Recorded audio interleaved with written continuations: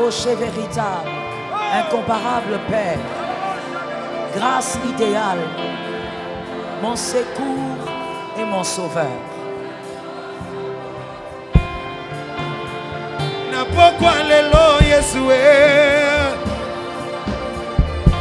Dieu de mon devenir, plus fort que ça. Jésus, Maître fidèle, Saint-Esprit, Adonai, grâce véritable Jésus.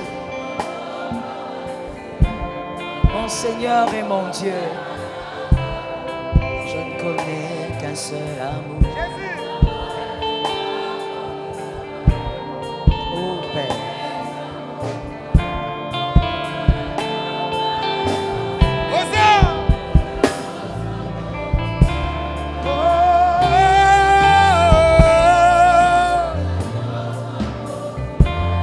tous ensemble. Oh, Emmanuel,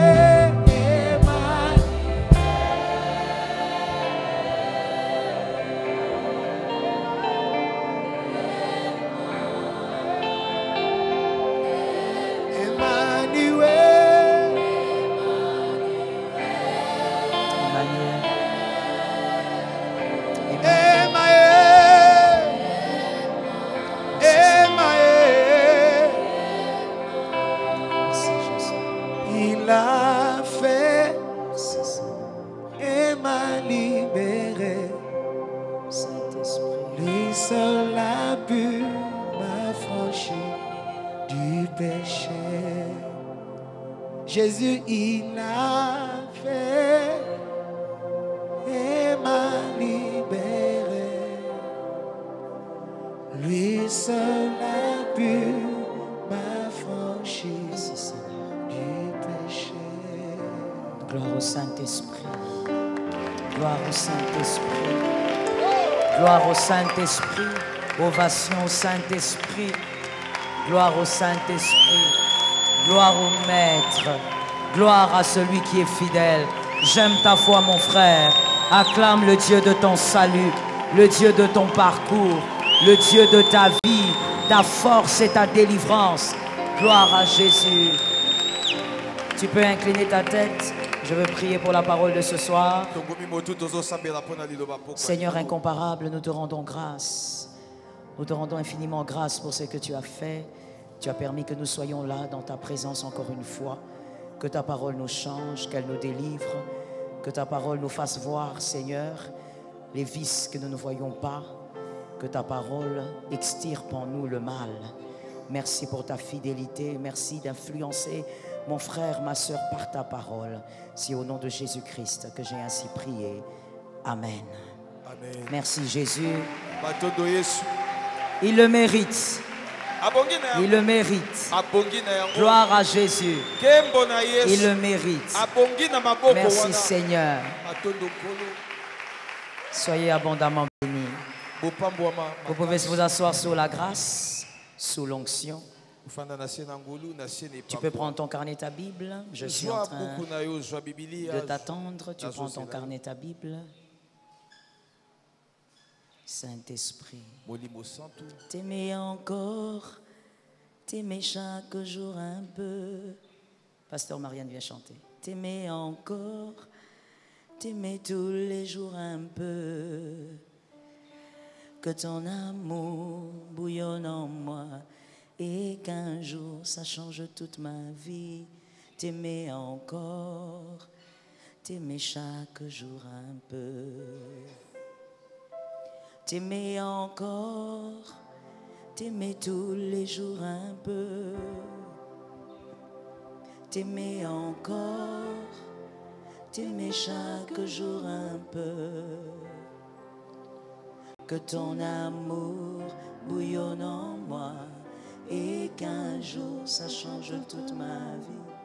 T'aimer encore, t'aimer chaque jour un peu. Sing it. T'aimer encore, living Jesus. T'aimer chaque jour un peu. Le Dieu de mon histoire. T'aimer encore, le Dieu de ma vie. T'aimer chaque jour un peu. Adonai. Et ton amour bouillonne en moi et qu'un jour change toute ma vie. T'aimer encore, t'aimer chaque jour un peu. Saint-Esprit. T'aimer encore, t'aimer chaque jour un peu. T'aimer encore, t'aimer chaque jour un peu. Que ton amour bouillonne en moi et qu'un jour ça change toute ma vie. T'aimer encore, t'aimer chaque jour un peu. Que ton amour bouillonne en moi et qu'un jour ça change toute ma vie.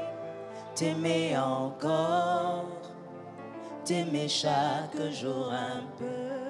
Que ton amour bouillonne en moi et qu'un jour ça change toute ma vie. T'aimer encore, t'aimer chaque jour un peu. Que le Saint-Esprit nous aide à l'aimer chaque jour. Que Dieu vous bénisse. Nous sommes dans famille glorieuse. Que Dieu bénisse ta famille. Que Dieu arrose ta famille. Que Dieu déverse une grâce ajoutée sur ta famille. J'étais en train de parler sur une famille. Que Dieu ajoute une grâce favorable sur ta famille. Que ta famille soit glorieuse en ce mois de janvier. Que ta famille soit puissante en ce mois de janvier. Que ta famille soit redoutable en ce mois de janvier. Si tu arrives à capter, à recevoir des faveurs du mois de janvier, que Dieu t'aide à recevoir tous les autres faveurs. Que l'Éternel soit de ton côté. Dis à ton voisin que l'Éternel soit de ton côté. Que l'Éternel soit de ton côté. Gloire à Dieu. Nous sommes au chapitre 6. Si je ne me trompe. Chapitre 6, les attitudes qui enchaînent l'épanouissement du couple. La fois dernière, nous avions parlé d'un point qui était,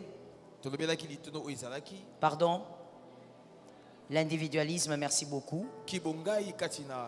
Et on a essayé de présenter le danger de l'individualisme dans le couple. Aujourd'hui, le point 6, toujours dans les attitudes qui enchaînent l'épanouissement du couple, la mauvaise gestion des querelles. La mauvaise gestion des querelles. Oui, c'est ça. Un couple chrétien doit vivre... D'abord, je vous donne le verset, c'est mieux. On commence par le verset. Proverbe 30, 33. Proverbe 30, 33. Proverbe 30, 33. Merci. Nous lisons la parole au nom de Jésus. Car la pression du lait produit de la crème, et la pression du nez produit du sang, et la pression de la colère produit des querelles. Parole du Seigneur. Marions ce verset avec Éphésiens 4, 26 à 27. Éphésiens 4, 26 à 27. Je lis au nom de Jésus. Si vous vous mettez en colère, ne péchez point. Que quelqu'un dise ne péchez point. Que le soleil ne se couche pas sur votre colère. Il y a deux recommandations dans ce verset. La première recommandation, c'est que même si vous vous mettez en colère, arrangez-vous pour ne pas pécher.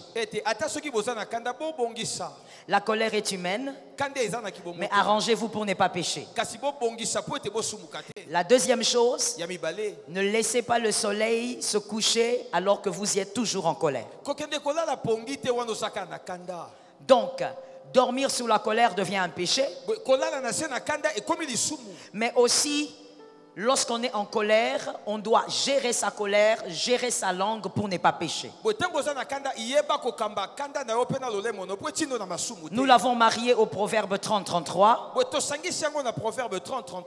Parce que c'est lorsqu'on est en colère, généralement, qu'on commence à se quereller. Mais nous avons marié ça à ce verset pour dire, malgré votre querelle, arrangez-vous pour ne pas pécher. Dans le couple, malgré vos querelles, arrangez-vous pour ne pas pécher. Le couple chrétien, puisque nous sommes ici en tant qu'enfants de Dieu, le couple chrétien doit vivre dans la convergence pour atteindre les objectifs terrestres et pour accomplir la volonté de Dieu. Mais il est impossible, je dis bien impossible, que dans un couple, il n'y ait pas divergence de pensée. Nous vivons dans la convergence, mais il est impossible qu'il n'y ait pas divergence de pensée. Même si vous vous ressemblez tellement, il y aura toujours des moments de désaccord. Alors, est-ce un péché d'être en désaccord? Non. Est-ce que dans le couple, c'est un péché d'être en désaccord? Non. Mais dans votre désaccord, n'allez pas vers le péché.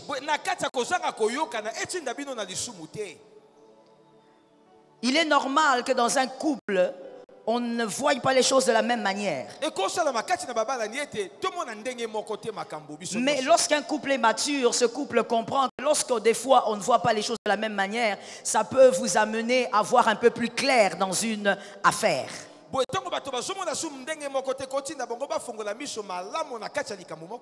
La vie contraire, des fois, illumine l'esprit. Voilà pourquoi une personne mature, même si vous n'êtes pas marié, une personne mature doit supporter les avis contraires, les contradictions. Et surtout quand vous êtes marié, puisque quand je dis toujours que quand on se marie, on suppose qu'on est mature. Vous devez comprendre que c'est normal de vivre des fois dans la contradiction.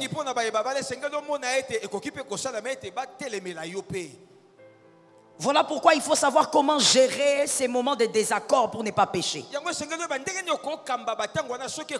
Parce que quand vous péchez, le diable vient bloquer l'épanouissement de votre couple.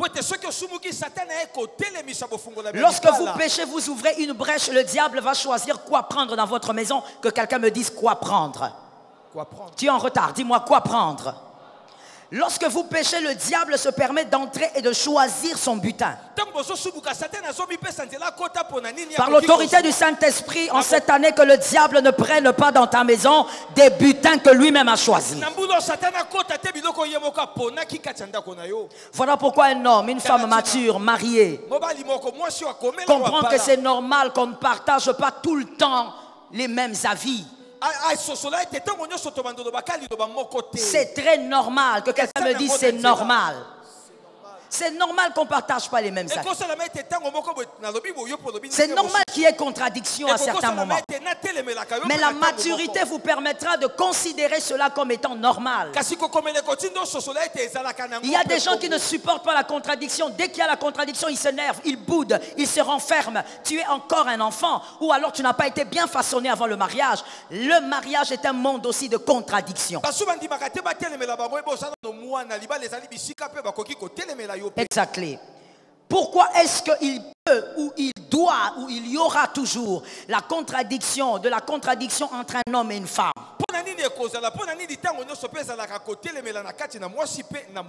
Premièrement, Parce qu'il est impossible qu'en tant qu'être imparfait, vous ayez toujours raison dans toutes les analyses. Que quelqu'un lève sa main droite et me dise, je suis imparfaite. Je suis imparfait. Merci. Vous êtes imparfait. Il est donc impossible qu'à chaque fois vous ayez raison. Il va donc arriver un moment où votre analyse a été faussée. Il est normal qu'à un certain moment vous fassiez des faux calculs. Vous êtes humain. Monsieur chef de la famille, vous êtes humain. Même en tant que chef, vous restez imparfait. Il peut arriver que vous puissiez mal analyser une situation. Et madame, vous êtes l'épouse domptée de certaines aptitudes que l'homme n'a pas. Mais il peut arriver que dans votre analyse, vous ayez tort. Ayez l'humilité dans le couple de reconnaître que c'est normal que j'aie tort parce que je suis imparfaite. Vous êtes humain. Lorsqu'on est marié, des fois quand il y a des contradictions, il y a des querelles, on oublie qu'il est même possible que les deux vous ayez tort. Vous êtes imparfait, il peut arriver que vous ayez tort. Même si autrefois vous aviez eu raison, il est possible qu'aujourd'hui ça ne soit pas les bons calculs. Je dis à un homme, à une femme mariée, sois humble et apprends à reconnaître que tu es humain. Lorsqu'on se marie avec ce genre de fondement, on a moins de problèmes quand on est dans le mariage. Que les célibataires me donnent un amen 3 fois. Vous êtes gravement bénis. Parce que vous apprenez ces choses avant les dégâts. Nous autres, on a fait plusieurs dégâts avant de comprendre ces choses. Il est normal que vous puissiez réfléchir sur une chose pendant des heures, mais que vous ayez tort dans vos calculs. N'oubliez pas, rappelez-vous toujours que vous êtes imparfait. C'est possible de commettre des erreurs. Pourquoi il doit y avoir aussi des contradictions? Deuxièmement, parce que monsieur, là je parle aux hommes, parce que monsieur, vous avez épousé une femme, vous n'avez pas épousé votre deuxième cerveau. C'est bien dit. Vous n'avez pas épousé votre second cerveau. La Bible dit que cette femme est sortie de votre côte et non de votre cerveau. Amen. Donc ce n'est pas un second cerveau qui est à vous, non. C'est un cerveau qui est différent, qui réfléchit différemment du vôtre.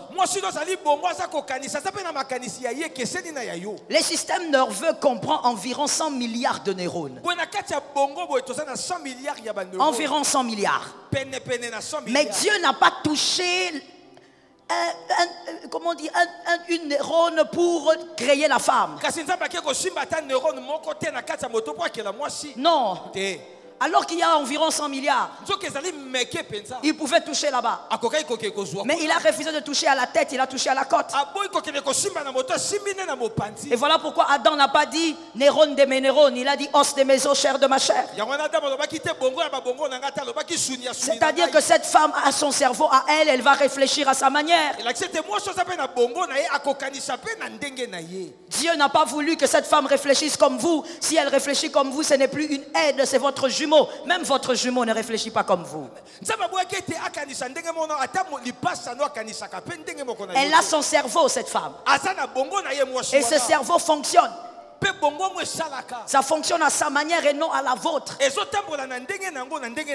C'est votre côte, ce n'est pas votre cerveau. Et donc n'oubliez pas qu'il est normal qu'elle ne pense pas comme vous. Il est normal, madame, que cet homme ne réfléchisse pas comme vous. Sans oublier que chacun de vous provient des familles différentes. Qui dit famille dit éducation. Écoutez, ce que l'on est ou ce que l'on pense est aussi due à nos éducations. Même votre manière de vous asseoir est liée à votre éducation. Exactly. Même votre manière de parler aux gens est liée à votre éducation.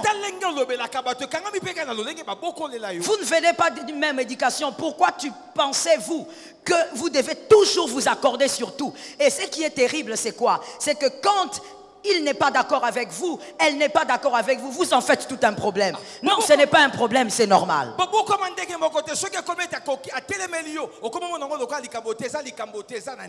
S'il n'est pas d'accord avec vous, c'est très normal.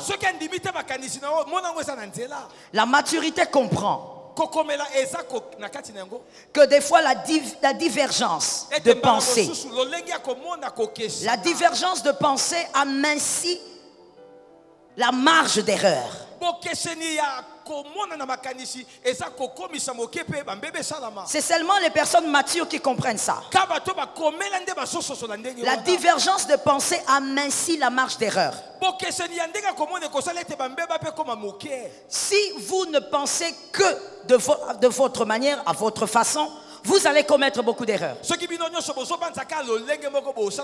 Mais lorsque vous pensez A, l'autre pense B, vous pouvez mettre les deux ensemble et vous verrez que ça va donner quelque chose. Ça va vous épargner de commettre beaucoup d'erreurs lorsqu'il y a plusieurs idées divergentes.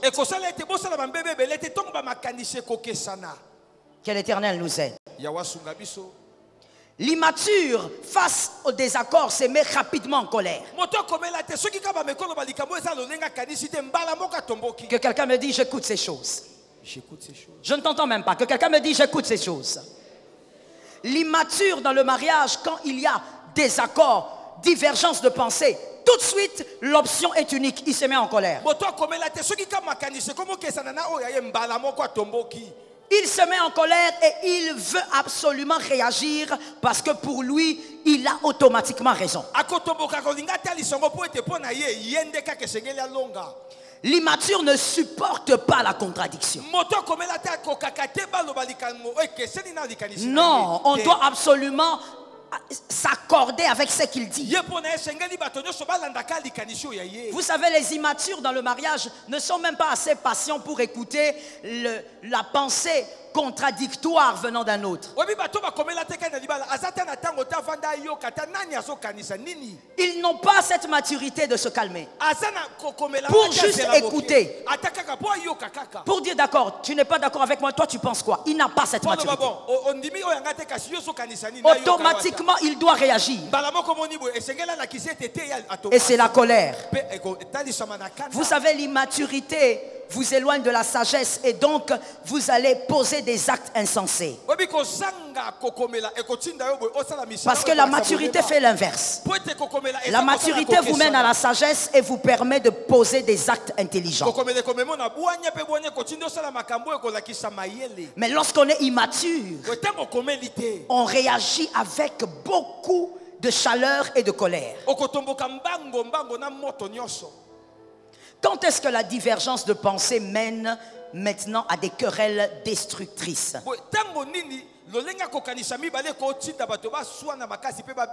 Merci d'écrire. Premièrement, quand on manque du respect à son couple. Lorsqu'on est marié, il faut avoir du respect pour son couple. Que quelqu'un me dise respect. Il faut avoir du respect pour son couple. Mais lorsqu'on est immature et quand on se querelle, on manque du respect à son couple, ça veut dire vous devenez agressif ou agressive. Vous haussez le ton. Vous criez. Tout le monde vous entend. Vous avez manqué du respect à votre couple. Vous êtes en train d'exposer la nudité de votre couple. Celui qui expose la nudité de son couple est immature. Il doit être réfaçonné par la parole. N'attendez pas que les hommes respectent ce que vous êtes incapable d'honorer. Si vous voulez que les hommes honorent ou respectent certaines choses, vous-même honorez-les. Si vous voulez que les hommes respectent vos enfants, honorez vos enfants. Si vous voulez que les hommes honorent votre pays, vous-même respectez votre pays. Si vous voulez que les hommes respectent votre église, vous-même honorez votre église. C'est la même chose avec le couple. Vous criez parce que vous n'êtes pas d'accord. Tout le monde entend dans le quartier que Monsieur José est en train d'insulter là-bas. Monsieur José n'est pas content. Écoutez ce que certaines personnes disent. Moi, je parle toujours comme ça. Oui, mais ici, le couple, c'est le monde des maturités. Si tu parlais toujours comme ça, tu dois extirper ce caractère de toi parce que le couple demande de la maturité. Et quand on est mature, on n'expose pas la nudité de son couple dehors.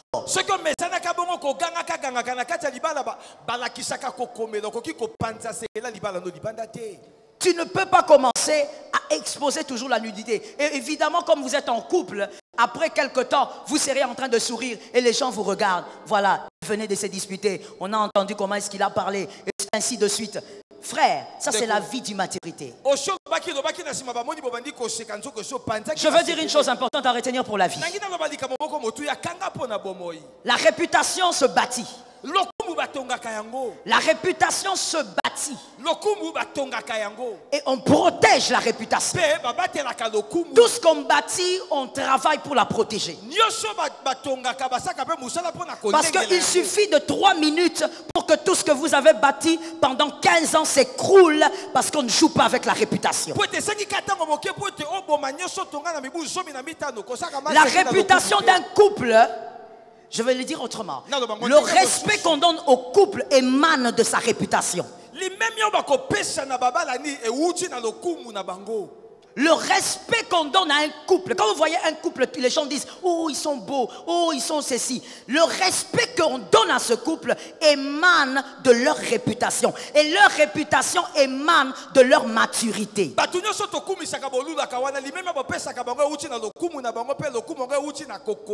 ne sont pas des choses qui se passent de manière hasardeuse. Ce sont des choses qu'on bâtit. L'image d'un couple s'est bâtie. J'ai besoin que quelqu'un me donne un amen. L'image d'un couple se travaille. Comme tu vas te laver, tu te frottes, tu prends soin de ton corps, tu mets la crème. C'est comme ça qu'on bâtit l'image d'un couple. Vous vous entendez que nous, même quand on aura des querelles, on ne doit pas hausser le ton. Vous êtes en train de bâtir votre image. Vous vous entendez que même quand on n'est pas d'accord et que quelqu'un toque à la porte, nous devons sortir avec le sourire. Ce n'est pas l'hypocrisie. C'est une manière de bâtir l'image de son couple. Et l'image d'un couple, on le bâtit. Il ne faut pas croire que ces choses viennent de manière ordinaire. Les gens travaillent dessus. Lorsque vous vous querellez, vous haussez le ton. Vous êtes en train d'exposer votre nudité. Même les petits enfants du quartier ne vous respecteront pas. Quand vous sortirez bras dessous, les petits enfants diront « Regarde ces aventuriers-là. La nuit, ils étaient en train de se battre. » Est-ce que je peux parler? Est-ce que je peux parler? Non, je disais, est-ce que je peux parler? Se battre dans un couple, c'est pour les animaux. C'est pour les bêtes. Si vous êtes un animal, battez-vous. Mais si vous n'êtes pas un animal, vous devez parler avec la bouche, vous faire comprendre, vous faire entendre, dire des choses cohérentes. J'ai besoin des amens. L'église de je parle à cette assemblée et tu dois dire un amen pour que le démon là, qui est tout près de toi, te lâche. Tu dois dire un autre amen. Encore un autre amen. Encore un autre amen. Se battre, c'est pour les bêtes. C'est pour les animaux. C'est pour les lions. C'est pour les ours. Un être humain ne touche pas à sa femme. Tu parles avec ta femme. Je veux te dire quelque chose, monsieur. Lorsque tu en viens aux mains, C'est parce que tu es tellement faible, tu n'as pas d'argument.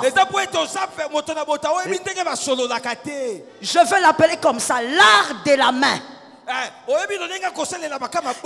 de la main, c'est pour les hommes qui manquent d'arguments. Un homme qui a des arguments ne touchera pas sa femme. Il va parler et la femme sera convaincue. Depuis le commencement, Adam avait convaincu Ève. Alors tu parleras aussi et tu vas la convaincre. Mais celui qui est faible, celui qui n'a pas de mots, on l'a fait grandir comme ça. On va le voir tout à l'heure. Il ne sait pas parler. Quand il parle un peu, la colère monte. Et quand la colère monte, c'est les gifles qui viennent. Mon frère, tu n'es pas un gorille. Tu es créé à l'image de Dieu. Tu ne dois pas toucher à ta femme.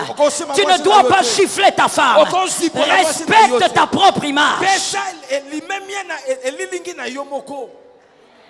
Est-ce que quelqu'un m'entend? Parce que moi je ne vous entends pas. Est-ce que toi tu m'entends? Oui, il faut bien qu'on te le dise à l'église. Peut-être que tes frères t'encouragent. Tes frères te disent oui, il faut la taper, elle est têtue. Mais la parole de Dieu doit te dire la vérité. Adam, lorsqu'il a vu sa femme, il n'a pas pensé au bras. Il a pensé à un poème. Je vais te dire d'ailleurs quelque chose. Entrons dans le monde animal. Est-ce que vous savez que le gorille ne bat pas la femelle? Il ne la bat pas. Parce que s'il ose la toucher, les autres femelles arrivent et c'est lui qui va fuir. Maintenant toi, tu es dans quelle catégorie?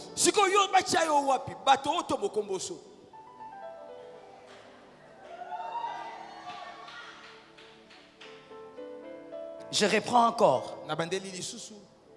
Utilisez vos mains pour faire comprendre ce que vous dites révèle que vous êtes un homme faible.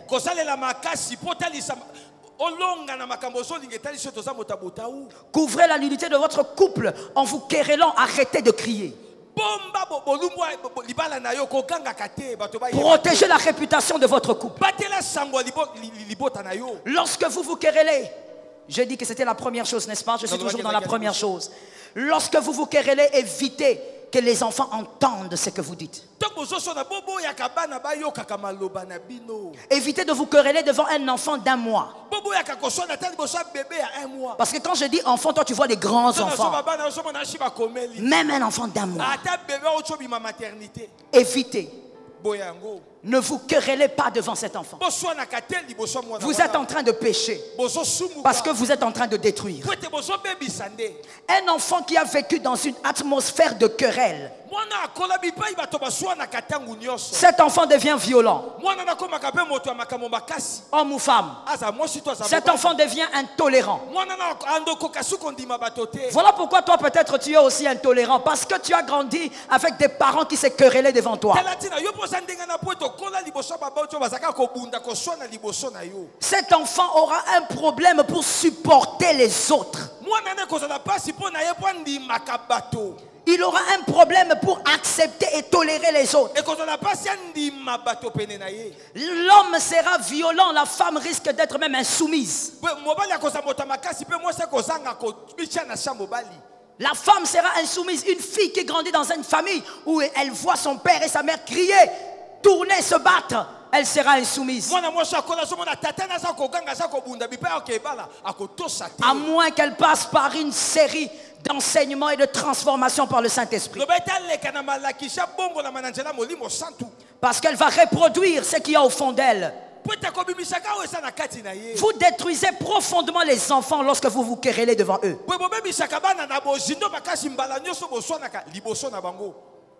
L'enfant ne saura pas qu'un père doit respecter sa mère et qu'une mère doit honorer son mari. La majorité d'hommes violents sortent des familles où il y avait trop de querelles. Ils sortent de là. Il a séparé, il a fait l'arbitre plusieurs fois entre son père et sa mère. Et lui aussi à son tour maintenant devient violent. Les enfants sont perturbés profondément. C'est au milieu de ce genre d'enfants qu'on trouve aussi beaucoup de jeunes qui deviennent dépressifs. Vous verrez un jeune homme qui ne supporte pas la pression de la vie. Quand il sent que la vie devient difficile, il craque. Il déprime. Ces gens de personnes généralement sortent des familles querelleuses. Ils grandissent avec l'anxiété. Les enfants vivent dans la peur. Vous savez, il y a des garçons qui se sont mariés en retard par à cause de l'argent.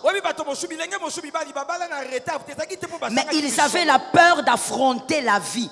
D'où vient cette peur? Cette peur est venue depuis l'enfance, l'anxiété, parce que les parents étaient tout le temps en train de se quereller. Ça créait une peur dans ce garçon.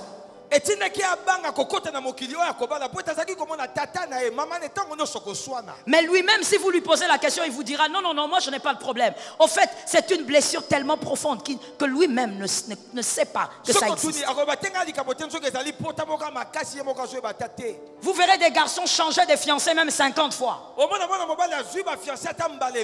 Non, tout n'est pas un problème spirituel. Il y a certains cas. Certains cas. Le problème c'est quoi? Il ne veut pas revivre ce qu'il a vu chez lui. Pour lui, la femme représente un problème. Pour lui, la femme représente un fardeau. Alors, il va être avec une fille pendant 3 mois et puis il change. Et il va en avoir comme ça même 20.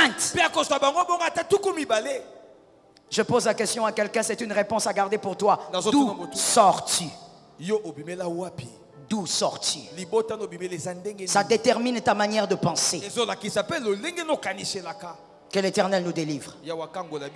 Tu dois être capable de te maîtriser lorsque tu es en colère ou lorsqu'il y a un avis contraire en face de toi.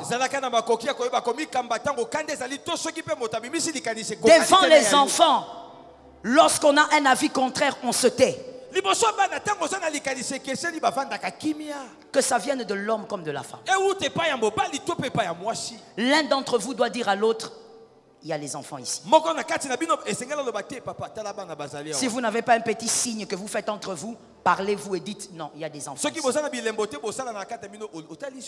Mais il y a aussi des femmes. Le mari va lui dire, calme-toi chérie, tu vois, il y a les enfants. Non, tu dois m'expliquer. Exactement. Le problème c'est d'où elle sort. Elle a grandi avec une mère querelleuse, un père querelleux. Et donc pour elle, qu'il y ait enfant ou pas, c'est la même chose. Tu dois lui expliquer pourquoi tu es venu à 1 h du matin. Je vais te dire une chose, madame. Une chose très bizarre. Mais je vais te le dire de manière brute. Que ton mari t'explique d'où il est venu dès qu'il entre dans la maison. Ou encore qu'il t'explique ça le lendemain.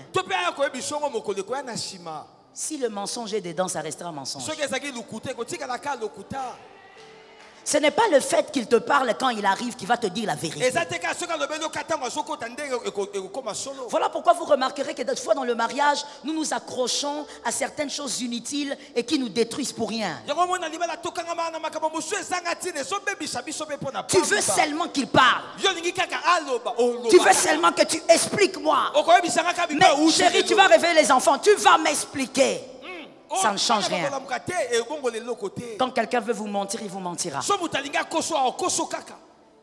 Est-ce que quelqu'un m'a bien entendu? D'ailleurs, moi, le conseil gratuit que je donne aux femmes, au lieu de poser la question à ton mari, pose au Saint-Esprit, il te dira la vérité.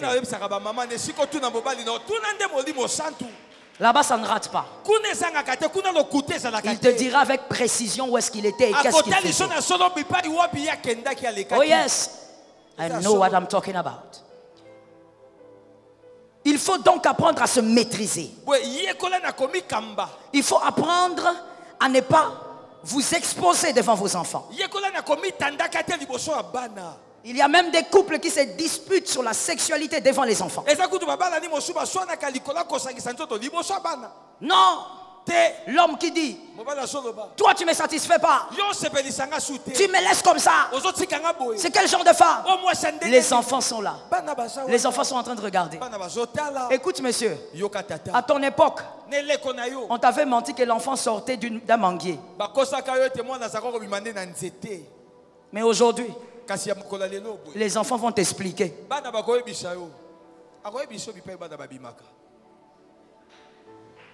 Avec tout ce qu'on a comme technologie aujourd'hui, rien à faire. Impossible.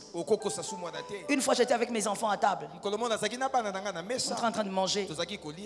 Et puis mon fils, comme il aime bien le foot, il me parle de Messi et Cristiano. Moi ça ne me dérange pas parce que moi aussi j'aime le foot. Alors il m'expliquait. Alors il dit, alors moi je dis bon Cristiano oui, mais bon, je faisais mes commentaires. Alors ma seconde fille qui dit à mon fils, maman, j'avais vu sa femme, elle est mignonne. Et mon fils qui dit, ouais, bon, ça dépend. Moi je dis, pourquoi tu dis ça? Ben maman, parce que... bon, il a dit quelque chose que je ne peux pas dire ici. J'ai dit à mon fils, qu'est-ce que tu as dit? Tu sais ce que ça signifie, ce que tu as dit? Il dit, mais oui maman, tout le monde sait ce que je dis. Pour me rassurer, je lui dis, qu'est-ce que ça veut dire? Non mais maman, ça veut dire quand quelqu'un... Je ne peux pas le dire en public. Je dis, c'est pas possible. J'étais tétanisé. Je dis, ah bon? Donc si je comprends bien, toi tu maîtrises ça quoi? Et puis quand il m'a dit, oui maman, et puis je dis, mais vous savez, quand on est enfant de Dieu, il faut comprendre. J'ai compris que je suis en retard. Le mal va entrer. Je dis, quand on est enfant de Dieu, il ne faut pas oublier Sodome et Gomorrhe. Et puis on me balance à la... Frère, non, pour être parent à cette époque, il faut avoir des nerfs solides. Il faut avoir des nerfs solides. Si l'apôtre Paul était là, il allait chicoter tous nos enfants. J'entends maintenant la seconde me répliquer. Oui maman, nous savons, mais tu sais maman, la tolérance. Je dis répétez. La quoi? Je dis, mais maman, la tolérance, tu es enfant des dieux. J'ai dit, alléluia. Cherchez-moi la Bible. Que je commence directement à allumer le feu. Les enfants de cette époque, bien aimés, il n'y a rien que tu vas leur cacher. Ils maîtrisent très bien ce que tu crois qu'ils ne connaissent pas. Oh Lord. Ma deuxième fille vient encore me choquer. Elle me dit, maman, notre professeur nous avait dit que le monsieur là, il a fait un corner. J'ai dit corner. J'ai dit, il est joueur. Il dit non maman, tu ne connais pas le corner? J'ai dit non. Maman, corner, c'est quand tu as une femme, mais tu laisses ta femme et tu vas prendre une autre. Hein? C'est ça le corner. J'ai dit, il faut que j'appelle leur père. Donc moi, nous, on vous envoie à l'école pour apprendre les corners. J'ai dit, hé, j'ai dit, mais est-ce que tu comprends bien? Il dit, mais bien sûr, maman, que je comprends. Et en sortant, elle me balance. Maman, arrête de croire qu'on est des enfants. Vous n'êtes pas des enfants, vous êtes qui? Frère, je te dis la vérité dès qu'elle est sortie. Feu, au nom de Jésus. Fire. Hey, incroyable. Donc les enfants que toi tu vois là tout calmement là, les enfants là, pendant que vous vous disputez de votre sexualité, ils comprennent. Il n'y a pas de code que toi tu vas placer. Oh non, toi tu n'avais pas touché Gisèle. Pourquoi tu ne touches pas Gisèle? Ils ont compris que Gisèle là c'est toi. Arrête de te disputer devant les enfants. Arrêtez de vous quereller devant les enfants. C'est un péché, ça les détruit. Il est important que les enfants grandissent d'abord, en parlant des enfants, qu'ils grandissent avec leur innocence. Et lorsqu'ils seront adultes, ils vont eux-mêmes affronter la vie à leur manière et selon leur destinée. Deuxième chose à ne jamais faire pendant que vous vous querellez. Psaume 55, 12 à 14, s'il vous plaît. Psaume 55. Psaume 55, 12 à 14. 12 à 14. Psaume 55, 12 à 14. Vous pouvez écrire le point 2. Comment dit-on à Bibalé? Le péché arrive quand on devient insultant. La méchanceté, non.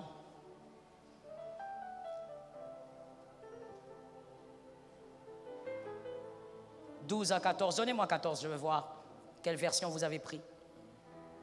Je ne sais pas quelle version vous avez pris. Restez là. Remontez 13. Yes. Dans votre version, ça commence au verset 13. Ce n'est pas un ennemi qui m'outrage. Je le supporterai. Ce n'est pas mon adversaire qui s'élève contre moi. Je me cacherai devant lui.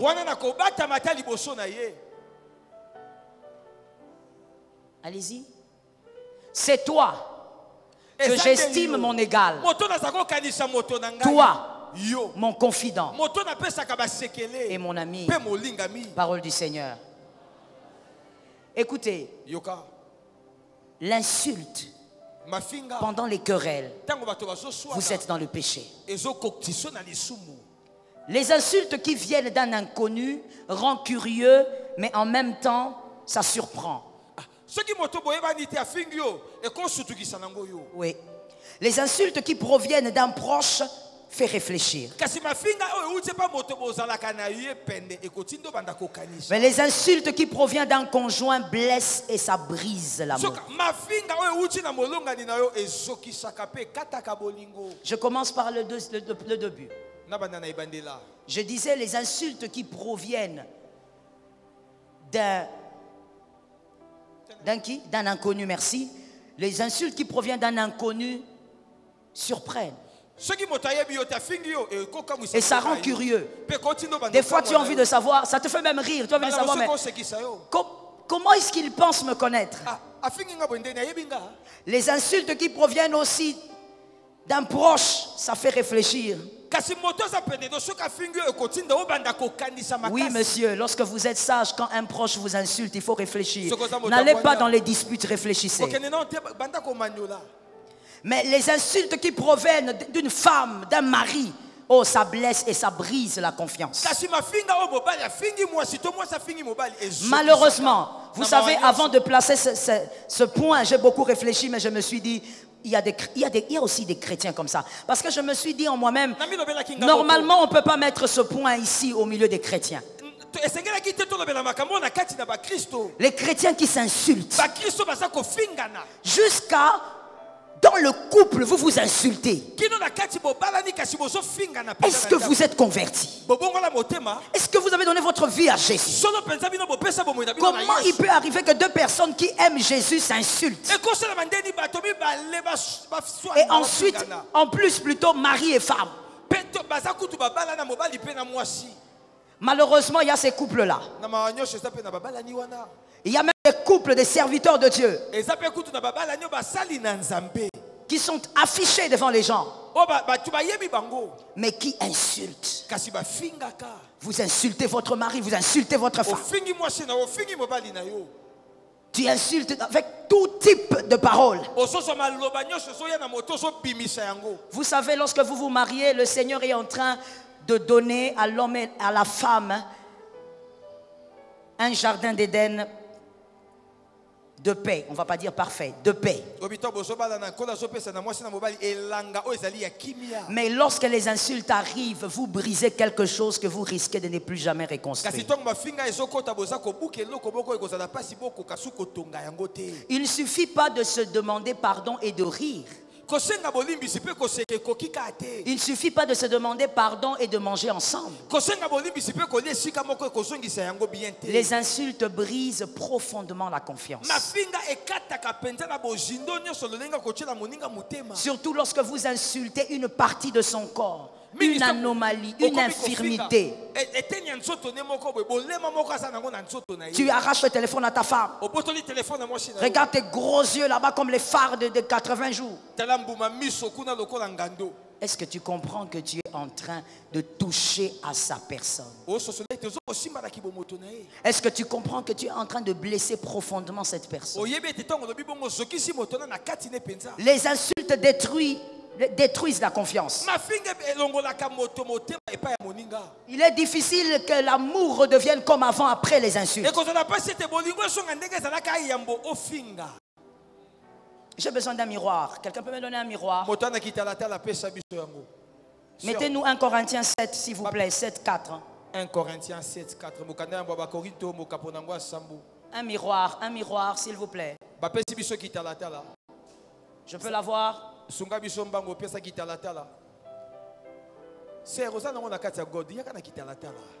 Un miroir.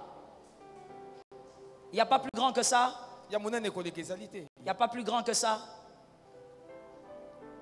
Il n'y en a pas? Donnez, maman. On va utiliser ça puisque c'est ce qu'il y a. Je préfère prendre un miroir chez vous, hein, pour que... Ah, il y a un plus grand? Pourquoi il est cassé? Moi, je n'aime pas la médiocrité. Rentrez avec ça. Pourquoi le miroir est cassé? Et le propriétaire, il faut faire attention, tu peux te blesser. Tenez le miroir. C'est mieux que ça vienne de la foule, sinon on va me mettre je ne sais pas où en disant qu'elle prêche avec le miroir. Alors, voici ce qu'un Corinthiens 7,4 dit. La femme n'a pas autorité sur son propre corps, mais c'est le mari. Et pareillement, le mari n'a pas autorité sur son corps, mais c'est parole du Seigneur. Maintenant, venez avec ce miroir. Présentez-moi ce miroir. Regardez ce que vous faites lorsque vous vous mettez à insulter votre mari ou votre femme. Vous vous voyez, là-bas c'est vous. Et vous dites, tu es bête, tu es vilain. Regarde la forme que tu as. Tu es bodin.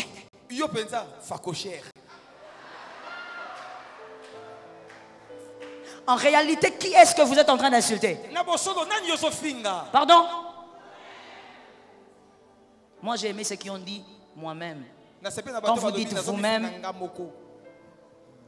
vous vous insultez vous-même. La Bible dit c'est votre vis-à-vis.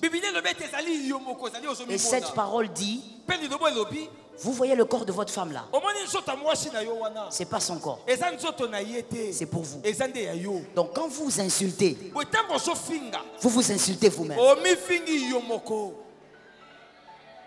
Quel manque d'intelligence. Comment tu peux t'insulter toi-même? Comment tu peux insulter ton pied toi-même? Tu insultes, tu dis regarde tes petits pieds. Mais ce sont tes pieds. Regarde tes cheveux comme... Non, ce sont tes cheveux. Un homme qui insulte sa femme, une femme qui insulte son mari, s'insulte lui-même. Et comme je l'ai dit, ça brise la confiance. Il y a des personnes qui disent non, ce sont des erreurs verbales. Non, c'est venu comme ça. Moi, quand je suis fâché, ça vient. Si tu es fâché, ça vient, tu es encore païen. Parce que la Bible nous demande d'avoir la maîtrise de soi. Tu dois apprendre à te maîtriser. À ne pas dire des choses que tu vas regretter demain. À dire des choses qui vont détruire un amour qui était pur au début. Un amour qui était rempli de bénédictions, mais tu vas introduire le diable parce que tu vas dire des paroles méchantes. Quel est le mari ici qui est assis à côté de sa femme? Levez les mains que je vous voie. Ok. Les autres, vous êtes loin. D'accord. Vous êtes assis à côté de vos femmes. Demandez-lui pardon.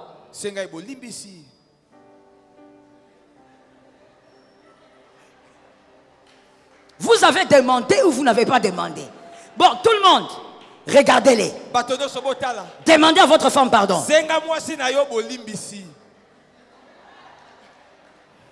Il y a un frère que je localise, je ne te vois pas demander pardon.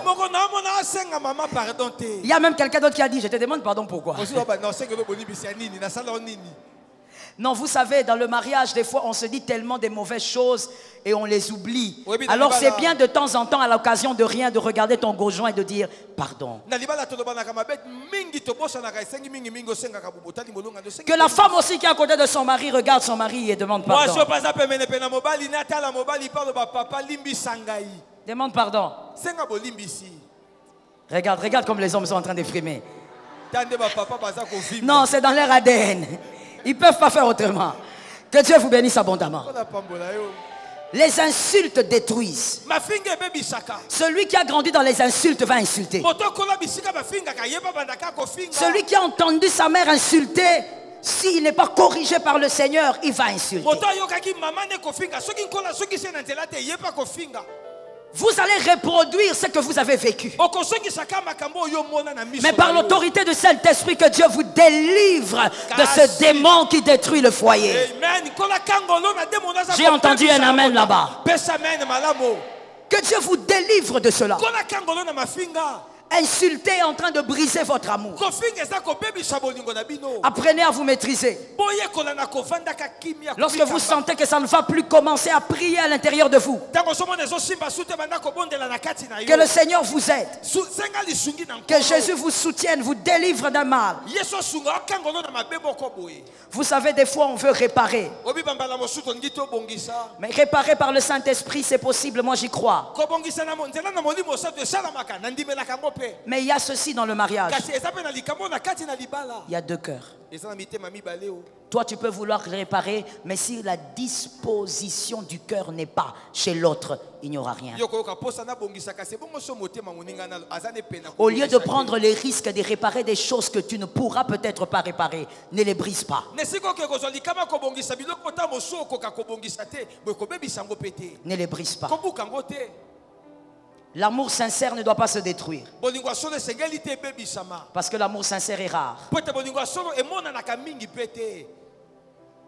Ne dites pas à votre femme, on entend ça souvent, tu n'es pas intelligente.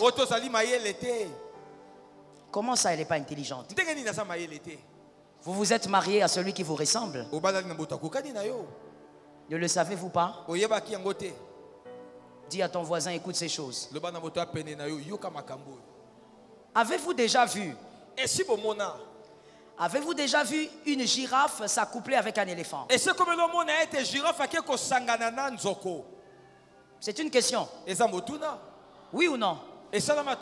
Avez-vous déjà vu un lion s'accoupler avec une guépard? Pourtant, quand on le regarde, ils sont de la même famille. Vous vous êtes marié à la personne qui vous ressemble. Je reprends ça. Vous vous êtes marié à la personne qui vous ressemble. Si vous dites qu'elle n'est pas intelligente, c'est que vous n'êtes pas intelligent. Parce qu'on s'unit, on se met ensemble avec ces qui nous ressemblent. Vous ne pouvez pas vous unir avec quelqu'un qui ne vous ressemble pas. Il est comme vous, elle est comme vous. Toujours dans ces deuxième points, je dis, dans vos querelles, laissez les familles en dehors de ça. La famille se respecte. La famille s'honore. D'où vous êtes sortis, même si c'est je ne sais comment, vous devez honorer votre famille. J'ai besoin des amens. Non, j'ai besoin des amens. J'ai besoin d'un troisième amen. Nous les Congolais, nous avons une maladie et nous devons le reconnaître. Nous avons du mal à honorer les choses. Quand on honore les choses, les gens sortent pour dire nous sommes en train d'idolâtriser les gens ou d'idolâtrer les gens. Quand on veut honorer quelqu'un, on dit non, toi tu es fanatique. Est-ce que vous connaissez la définition du fanatisme? Celui qui dit vous êtes fanatique, il ne sait même pas écrire fanatique. Il ne sait même pas l'écrire. Pourquoi? Le problème c'est que nous Congolais on a une maladie. On n'aime pas honorer nos héros. Nous n'aimons pas honorer les hommes qui sont dignes d'honneur. Voilà pourquoi on écrase nos familles. On écrase nos églises. En parlant d'église, je dis tu es dans une bonne église. Tu es en retard, je dis tu es dans une bonne église. Je répète, tu es dans une bonne église. Il y a des églises qui amènent en enfer, c'est vrai. C'est vrai. Je passe où je parle. Il ne faut pas exagérer, monsieur. Nous sommes au temps de la fin. Il ne faut pas entrer dans une tolérance satanique et sorcellérique. Ce qui amène au ciel, c'est Jésus-Christ en nous, mais Jésus-Christ a enfanté l'Église. Et l'Église est capable de déformer quelqu'un jusqu'à l'amener en enfer. Pourquoi je n'entends pas les amens? Amen. Toi tu es toujours comme ça. Quand on dit des choses vraies, tu ne dis pas amen. Quand on dit des choses façon, tu dis amen. L'Église est capable de déformer quelqu'un. Ce n'est pas pour rien que Christ a dit: je laisse la clé à Pierre. J'aime Jean, mais c'est Pierre qui doit garder la clé. La maturité doit garder la clé. La maturité doit s'occuper de l'Église. La maturité doit gérer l'Église. On ne gère pas l'Église avec des émotions. On gère l'Église selon les principes bibliques. Qu'est-ce qui est vrai? Ce qui est vrai, c'est que celui qui adore les idoles ne peut pas aller au ciel. Ah, je m'en fous même si tu ne dis pas amen. Je suis d'accord avec moi-même. Je crois en la parole de Dieu. On ne peut pas adorer les idoles et aller au ciel. Si tu as un ami qui adore les idoles, prie pour lui. Il doit quitter là-bas. On ne peut pas adorer les idoles et aller au ciel. Vous voulez fabriquer la Bible du 21e siècle parce qu'il faut être tolérant, parce que tout le monde sont enfants de Dieu? Non, nous sommes tous créatures de Dieu. Nous ne sommes pas tous enfants de Dieu. Amen. Tu acceptes la sodomie et tu me fais croire que ta prédication peut amener quelqu'un au ciel. Non, si tu prêches la sodomie, tu es d'accord avec, tu es un candidat pour l'enfer et un agent du diable.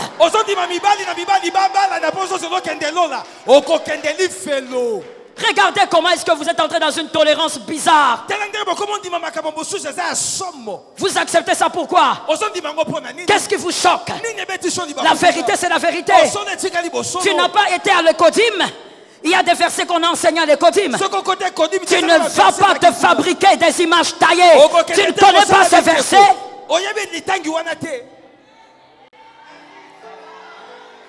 Oh God, regarde ce que le diable a fait. Même dans les églises de réveil. Non, je veux dire dans les églises dites de réveil. Vous amenez une tolérance diabolique pour dire aux gens: non, c'est Dieu seul qui sait qui ira au ciel. Laissez les gens faire ce qu'ils veulent. Dans ce cas, on ne doit pas te prêcher la parole. On doit arrêter de te prêcher la parole. Si on te prêche la parole, c'est parce qu'on veut te redresser pour le ciel. Il y a des choses à ne jamais faire. Des choses à ne jamais accepter. Celui qui adore les idoles, il ira en enfer.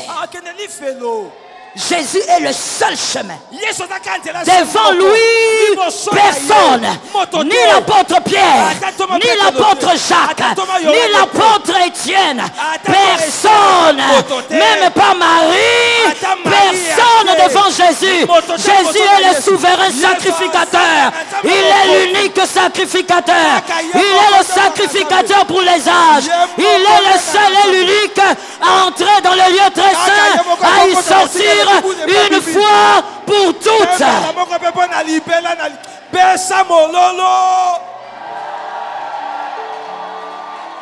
Si tu n'es pas capable de défendre ta foi, je suis désolé, mais l'apôtre Timothée a perdu son temps avec toi. Nous ne sommes pas dans une ère où nous devons avoir des chrétiens tremblants, des chrétiens timorés. On est dans une ère, nous devons avoir des chrétiens radicaux et qui croient en la parole, qui savent ce qui est écrit et qui se lèvent contre les hérésies. Amen.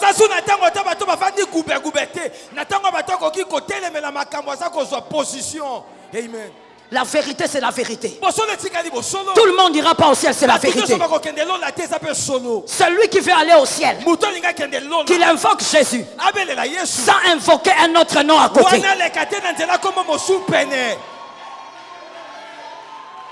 Que Dieu te bénisse. Les Congolais, nous devons apprendre à honorer les choses sacrées, comme la famille. La famille est sacrée. Ton père, c'est ton père, mon frère.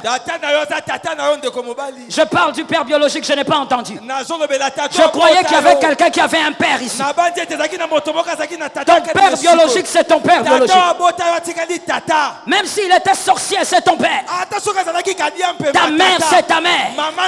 Elle mérite le respect. Quand ces querelles ne mettaient pas le nom des membres de famille. Oh non, tu es comme ta mère. Tu es comme ton père. Vous êtes, voilà, vous êtes ivrogne. Attention. Tu es en train de pécher envers une chose qu'on doit honorer. Listen now. Quand vous péchez envers une chose qui est censée être honorée, il y a une double malédiction qui tombe sur vous. Parce que l'honneur, c'est au-delà du respect. Je vais essayer d'expliquer, en tout cas, ce sont les hommes intelligents qui vont comprendre. Lorsqu'on respecte quelqu'un, on est béni. Mais l'honneur, c'est au-delà. Et donc quand vous honorez, vous recevez le double. Mais quand vous déshonorez aussi, vous êtes doublement maudit. La Bible dit: honore ton père et ta mère pour que tu vives longtemps sur la terre que l'Éternel t'a donnée. Monsieur, les parents de votre femme sont vos parents. Arrêtez de citer leur nom tout le temps comme ça en désordre. Ils méritent respect. Vous savez, au Congo, nous sommes devenus comme que l'Éternel nous délivre. Hein? L'Éternel nous délivre. Nous parlons de tout et de tout le monde. C'est comme ça que dans ton foyer, tu ne trouves pas un problème que tu parles de la mère de ta femme. Tu parles en insultant, en critiquant. Dis à ton voisin, il y a des gens qu'on ne touche pas.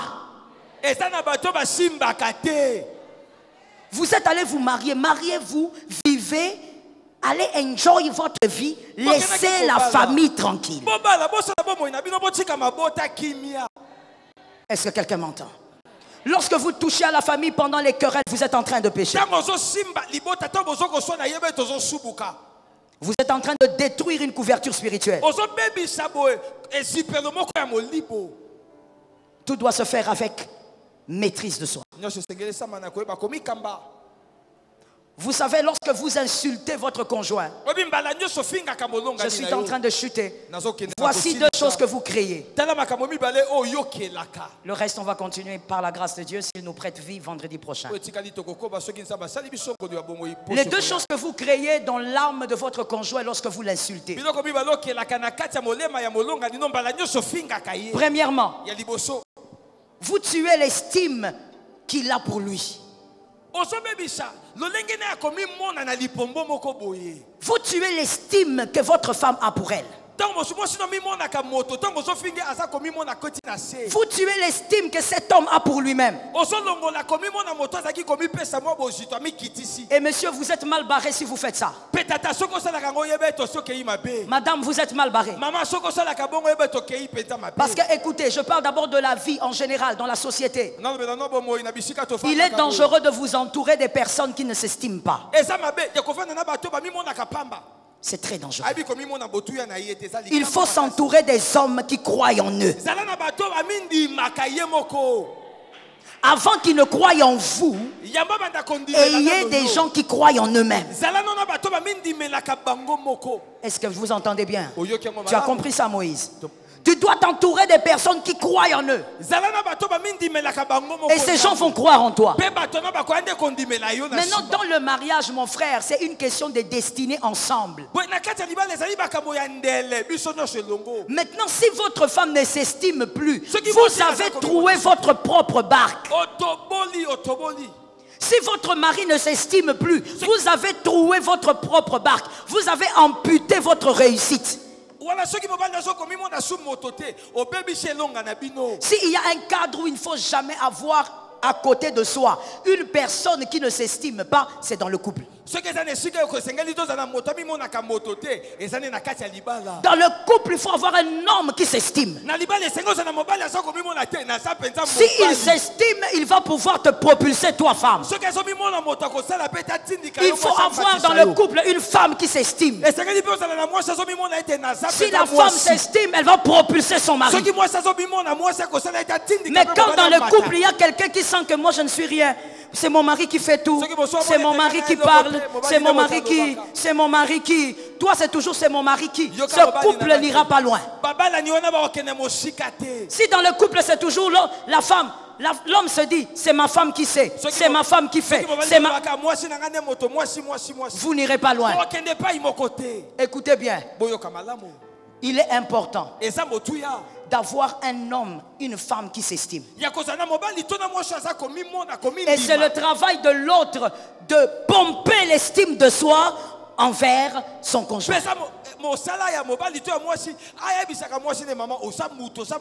Si tu sens que ta femme ne s'estime pas, pompe l'estime de soi. Dis-lui qu'elle est capable. Dis-lui qu'elle peut faire des grandes choses. Si tu sens que ton mari il est un peu timoré comme ça, parce qu'il y a un peu de gens comme ça. Hein. C'est quoi ça? Goubé, goubé. C'est toi qui m'abîmes. Hein? Goubé, goubé. Incroyable. Si tu vois que tu as un mari goubé, goubé, toi-même la femme, localise qu'est-ce qui le diminue et commence à remonter son estime de soi. Dis-lui, tu vois tel que tu vas là, c'est toi qui vas parler mieux que tous ces gens-là. Tu vois tel que tu es là, tu es intelligent, tu peux faire des grandes choses. Communique l'estime de soi à ton conjoint. Plus vous vous estimez, plus vous allez sauter. Ça tombe sur quelqu'un, même célibataire, ça tombe sur toi. Plus vous vous estimez, plus vous allez sauter. Je ne dis pas que vous allez marcher, vous allez sauter. Vous allez faire des grands sauts de succès, des grands sauts de réussite. Je parle à un homme, à une femme. Tu dois croire en toi-même. Moi j'ai l'habitude de dire aux femmes, même quand ton mari parle, il parle. Quand il a fini de parler, va dans ta chambre, regarde ton miroir et dis la femme là que je vois, elle est totalement le contraire de ce que mon mari vient de dire. Tu dois t'estimer. Croire que tu peux faire des grandes choses avec cet homme, avec cette femme. Alors s'il vous plaît, bannissez les insultes. La deuxième chose que les insultes font dans le mariage, Oh, ça c'est dangereux, ça c'est un point que j'estime être le plus dangereux. Ça rend l'un des conjoints insensible. Vous devenez insensible aux reproches. Oui. Parce qu'elle sait que son mari de toutes les manières l'insulte toujours. Ma femme de toutes les manières ne croit jamais en ce que je fais. Donc plus vous reprochez cette femme, elle devient insensible. Elle a les gilets pare-balles des insultes. Elle a les gilets pare-balles des reproches. Ça c'est grave. Même quand vous reprochez quelque chose de correct, ça n'entre pas, ça ne lui fait rien. Remarquez ce qui arrive. Et si c'est vous, vous allez prier pour ça. Il y a des couples. Quand le mari dit, tu as mal agi. Non. Quand le parrain vient, ou le pasteur vient, dit, tu as mal agi. Dit, oui, j'ai compris. Le vrai problème de cette femme, c'est quoi? Le vrai problème de cet homme, c'est quoi? Il a maintenant un gilet pare-balles. Tu l'as tellement insulté, tu l'as tellement méprisé que tout ce que tu vas lui dire, il considère que ce ne sont pas des reproches pour l'aider, mais tu le fais parce que tu ne l'estimes pas.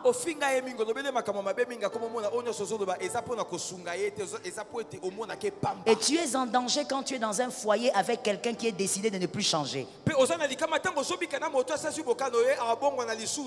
C'est quelqu'un qui est décidé à tout détruire à tout moment. Que l'Éternel nous délivre. Et Dieu bénisse sa parole. Tu peux te tenir debout, nous allons prier. Mettez-nous s'il vous plaît rapidement les prières. Nous allons commencer, carburer dans la prière.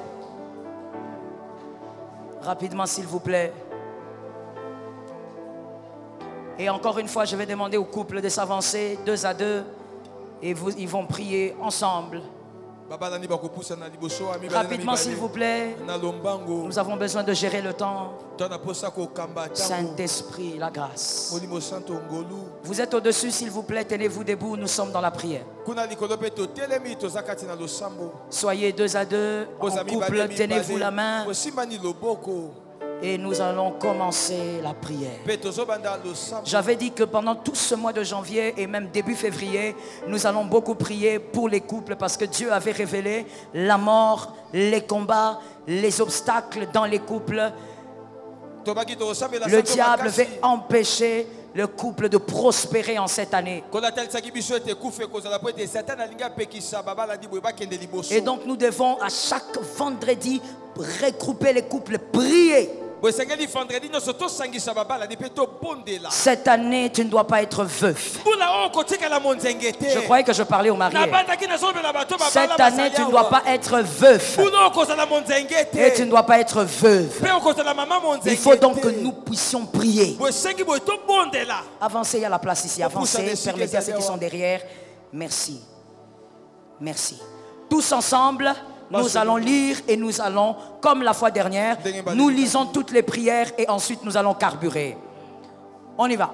1, 2, 3. Je déclare au nom de Jésus que toute mort précoce qui a été envoyée sur moi cette année est annulée. Merci Jésus.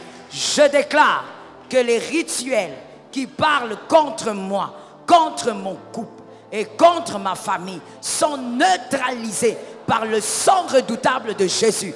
Amen. Je me lève maintenant contre toute parole maléfique qui ont pour mission d'obscurcir mon année. J'impose la lumière du Christ dans toutes mes voies. Je prophétise que cette année, que je t'entende. Oui, 80. Sois porteur de mes faveurs, mes miracles, ainsi que mes victoires, au nom de Jésus-Christ. 5. Que ce mois de janvier m'apporte santé, restauration et bénédiction financière, au nom incomparable de Jésus-Christ. Commence à prier, come on. Rababoshata, prie par rapport à ce que tu viens de déclarer. Prie par rapport à ce que tu viens de prophétiser. Prie, Rimoshoto. En couple, déclarez que ces choses entrent dans votre couple. Que ces paroles entrent dans votre couple. Que ces paroles pénètrent votre couple. J'aime ta foi, messieurs. Priez au nom de Jésus. Célibataire, prie. Prie. Appelle la grâce de Dieu sur toi. Appelle la main de Dieu sur toi. Que l'Éternel te donne la victoire. Cette année, année de restauration. Cette année, année de victoire. Je rébébébé bossé. Ramamama chike. Robobo setebe. Ramamama chete. Roko yababasa. Jésus. Remébébé sete. Chike mama. Au nom de Jésus, je déclare la victoire. Je déclare la main de Dieu dans la famille, dans le couple. Au nom de Jésus. Remo sete bébé. Ramama chike. Oh Père, j'appelle ta grâce. Jésus, j'appelle ta grâce. Maître fidèle, maître véritable, j'appelle ta grâce. Et je prophétise, mon couple ne vivra pas ce que le diable a prévu, ce que le diable a concocté. Je déclare que mon couple vivra la main de Dieu, la gloire de Dieu, les œuvres de Dieu. Le Dieu fidèle, je veux te voir. Le Dieu fidèle, je veux te voir. Au nom de Jésus. Ramachetebe, Rakayamase. Père incomparable, je te rends grâce, car tu es celui qui introduit dans mon couple des choses glorieuses, des choses puissantes, des choses véritables. L'agneau de Dieu, je reçois ça, je prends ça, j'introduis ça dans ma famille. Remesete, Rokoyobosete, Ramamacheta. Merci Saint-Esprit. Levons les mains s'il vous plaît légèrement. Pendant qu'on priait, le Saint-Esprit disait ceci. Priez pour un vent nouveau dans vos familles. Parce que cette année, je suis en train de voir plusieurs familles secouées par le vent de mort et de discorde. Et des familles même se séparer sérieusement. Et si Dieu montre ça ici, c'est parce que les concernés sont là. Nous allons prier sérieusement pour un vent nouveau dans nos familles. Nous allons déclarer 3 fois merci Jésus pour un vent nouveau dans ma famille. On y va, 1, 2, 3. Merci Jésus pour un vent nouveau dans ma famille. Au nom de Jésus. Merci Jésus pour un vent nouveau dans ma famille. Je le crois Jésus. Merci Jésus pour un vent nouveau. Commence à prophétiser. Appelle le vent nouveau. Rebébébo, j'aime ta foi. Appelle le vent nouveau sur ta famille. Sur ta famille. Le diable est un menteur. Jésus-Christ est vainqueur. Le diable est un menteur. Jésus-Christ est vainqueur. Le diable est un menteur. Jésus-Christ est vainqueur.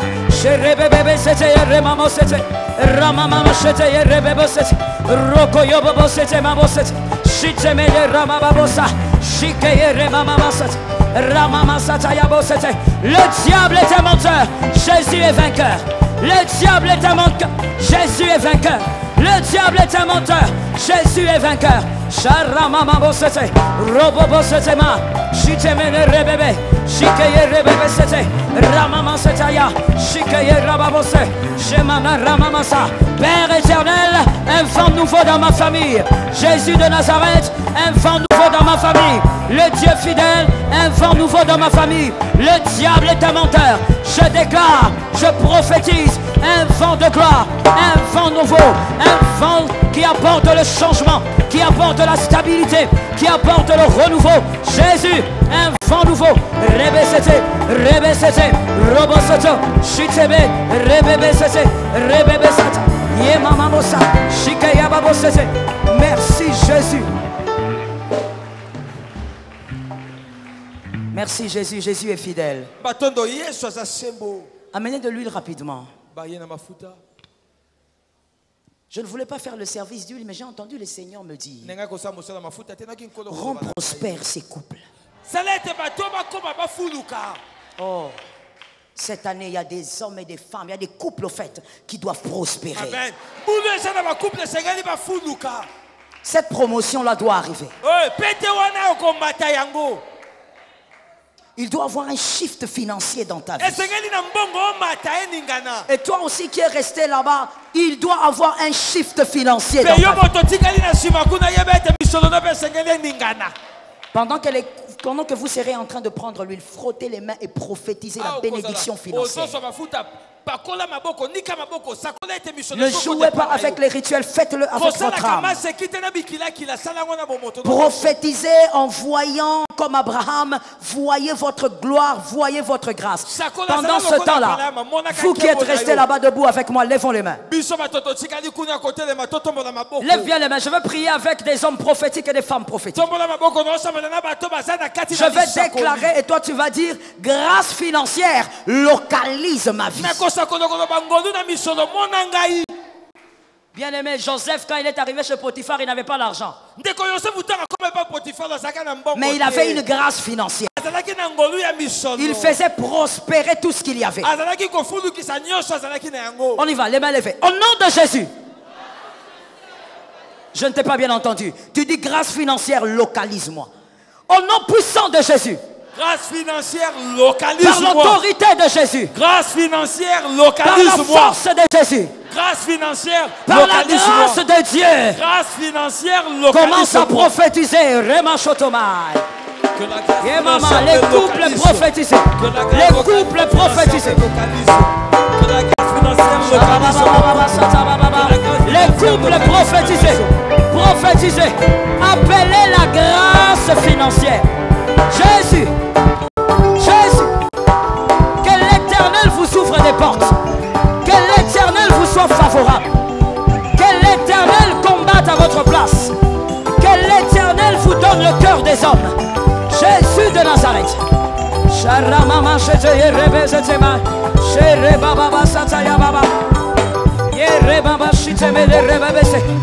Oh, j'aime ta foi, mon frère. Prophétise que cette grâce te localise. C'est la faveur de Dieu qui amène l'abondance. Le travail donne le salaire. La faveur donne l'abondance.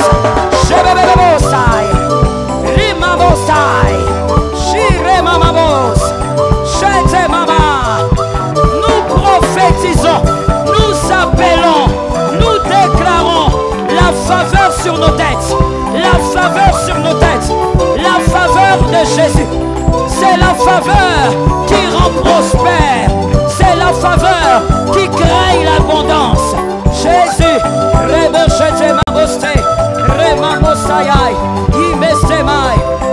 merci Jésus. Merci Saint-Esprit. Je veux prier pour vous, couples comme ceux qui sont restés de l'autre côté. Soyez sûrs que vous avez une bonne position spirituelle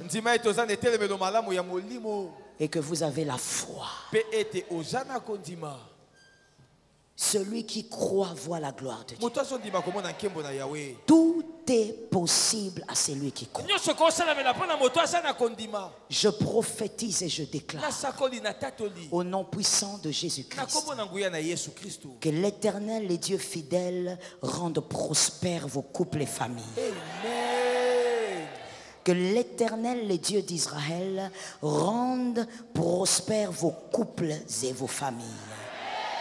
Que l'Éternel amplifie le nom de ta famille. Que l'Éternel amplifie tes efforts. Que l'Éternel amplifie ton travail. Que tu ne sois pas que le résultat de ton salaire, mais aussi le fruit de la faveur. Rimakaya mostaya mostai. Que tu ne sois pas que le résultat de tes efforts, mais que tu sois le fruit de la grâce. J'introduis en ce mois de janvier dans ta maison, et je sais que ce que j'introduis va se manifester. Dans ta maison, j'introduis un miracle financier. Que les portes s'ouvrent dans ta vie. Financièrement, vis un miracle. Financièrement, vis des opportunités. Que le Dieu d'Israël te fasse signer des grands contrats. J'approche vers toi le miracle financier. Que le Dieu des miracles impose la paix et la quiétude dans ton foyer. La paix et la quiétude dans ta famille. Que le Dieu d'Israël sorte la maladie de ta maison. Sorte la maladie de ta famille. Sorte la maladie de ton foyer. Ta maison ne sera pas une maison de maladie. ta vie ne sera pas une vie d'hôpitaux, mais je prophétise la bonne santé. Vis en bonne santé, sois en bonne santé. Que tes enfants reçoivent la semence de la bonne santé. La vie de Dieu, que la Zoé pénètre tes enfants. Que tes enfants vivent par l'onction. Rabostai mustimai. Que les contagions qui frappent ci et là passent devant ta maison et n'entrent jamais chez toi. Passe devant ta maison et n'entre jamais dans ta maison. Au nom puissant de Jésus-Christ. Que quelqu'un lève sa main droite maintenant.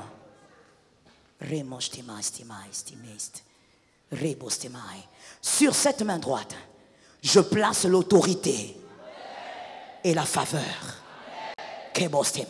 Sur cette main droite, je place l'autorité et la faveur. Là où tu iras, quand tu lèveras cette main, l'autorité va se manifester et la faveur va se manifester. Là où tu iras maintenant, lorsque tu lèveras cette main, même si ça sera au milieu des ténèbres, ton autorité va s'imposer et la faveur va te frayer le chemin. Lève la main droite, la main gauche. Je place sur ta main gauche la victoire et la clé pour les situations difficiles. Reçois cela au nom de Jésus. En couple, recevez cela au nom de Jésus. Là où tu iras, tu vas ouvrir les portes impossibles. Les autres seront refusés, toi tu seras accepté. Les autres seront disqualifiés, toi tu seras rappelé. Je dis tu seras rappelé. Sur cette main-là, je place les clés qui ouvriront les situations impossibles. Les situations impossibles de ta famille, toi tu vas les ouvrir. Ils n'ont pas été capables, mais toi tu vas les ouvrir. Les situations impossibles qui ont fait des générations, toi tu vas les ouvrir. Je parle à un homme de foi, je parle à une femme de foi, toi tu vas les ouvrir. Dorénavant, quand tu lèveras ta main droite, les portes vont s'ouvrir. Et l'Éternel va te donner les idées nécessaires pour que les situations impossibles soient déverrouillées. Qu'il en soit ainsi. Que les cieux m'entendent. Que la terre enregistre. Que la nature y travaille. Au nom de Jésus-Christ. Amen. Ovation à Jésus. Ovation à Jésus. C'est lui le Dieu des miracles. Alléluia. Praise the Lord. Merci Jésus. Les couples avaient reçu l'instruction des enveloppes, ceux qui ont amené leur enveloppe déposée. Si vous n'aviez pas reçu votre enveloppe, Monsieur Serge, venez donner, c'est à remettre tout de suite. Vous y mettez dedans $5, pas plus, pas moins. Donnez au couple qui était absent. Les autres, vous étiez là déposés sur les marches.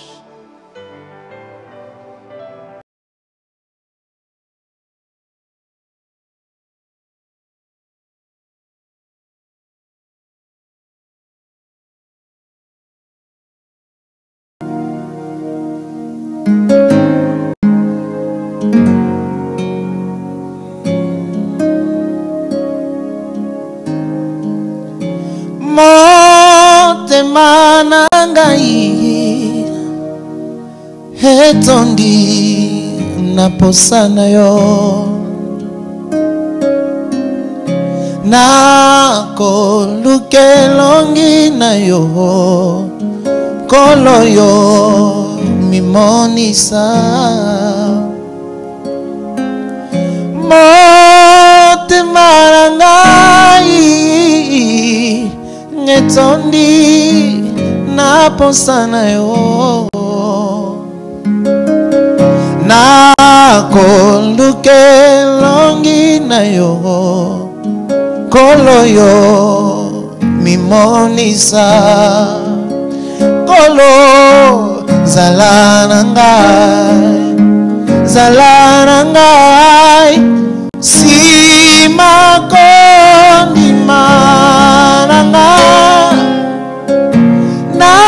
nakombila yo nkolo ngatami kakatano sezela motema na ngai ngana mona nguya na yo solo zala na ngai simako ndimana nakobila yo nkolo ngatabako seka ngai senzela motema na ngai ngana mona nguya na yo ngozanzambe te poto nzako yembela yo ozanzambe muta mokili esalemaki nanu te ata tomoi na biso koyembela yo yango te kolongola yo na bonzambe na yo esika mabanga eyembela yo loyembo na ngai ya bongo ngai nayembeli yo kumama yawe na bomo kumama yotonda nguya mokili esimbami na loboko nayo yangu ya yozali naliloba yasuka nyabomoina kumama yawe na bomo kumama yotonda nguya mokili esimbami na loboko nayo yangu ya yozali